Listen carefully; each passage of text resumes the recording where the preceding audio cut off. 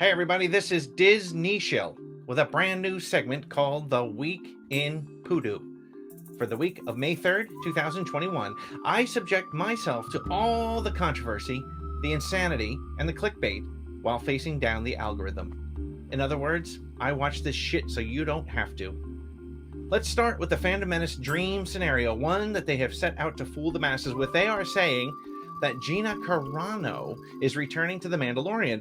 While there has been absolutely no evidence to prove this, sites like Inside the Magic, We Got This Covered, and Doomcock have claimed to have inside information that she's been in contact with Disney and she'll be coming back as Cara Dune.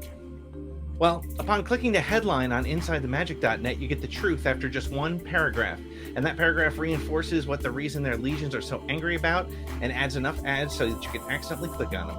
And you get this admission of bullshit. It says, but a rumor from YouTube user Overlord DVD, aka Doomcock, claims that there are talks of Carano possibly returning.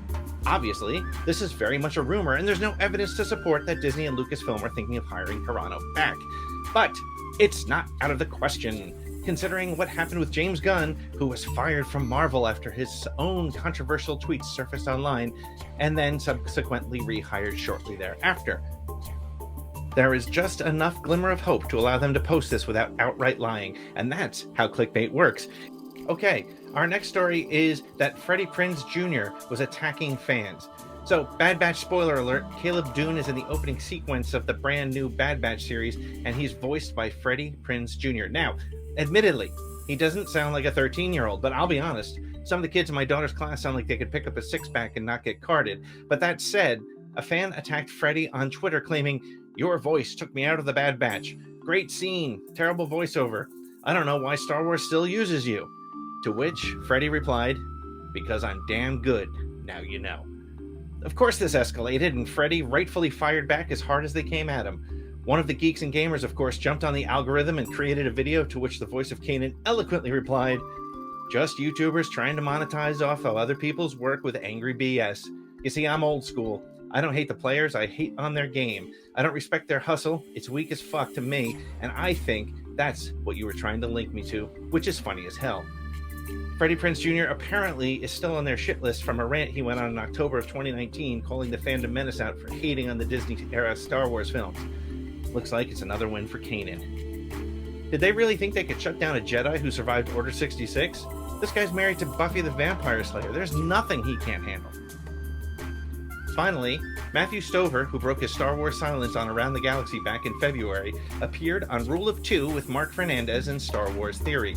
Matthew is the author of what is commonly agreed upon by all factions of the fans, the best Star Wars book ever written, the novelization of Revenge of the Sith. During the discussion, Star Wars Theory and Fernandez did their absolute best to get the legendary author to agree with them that Luke Skywalker in The Last Jedi was poorly written and did things he never would have done as a character. Stover responded with, quote, my reaction is never, no, he wouldn't do this. My reaction is, well, he did that. Why did he do that? Both hosts of Rule of Two are very vocal about not liking The Last Jedi and are leaders of the not my Luke Skywalker way of thinking. Theory said, though, it validates that moment. You kind of stumped me a bit. When Stover forced them to think about what would make him desperate enough to raise a lightsaber to his nephew, Fernandez reminded Theory that Luke did the same thing with Vader when it put him in a desperate situation. Stover said that scene was why the whole film worked, and Fernandez admitted that he, quote, might walk out of this a Last Jedi fan. That sound you hear is the Fandom Menace trying to decide if they're still supposed to hate Rian Johnson or not. Well, that's it for the week in Poodoo. I'm sure there'll be plenty to talk about next week. Make sure to like, subscribe, and share so that you can keep up with all the algorithms spinning clickbait and never have to give these hustlers a single click. Bye-bye.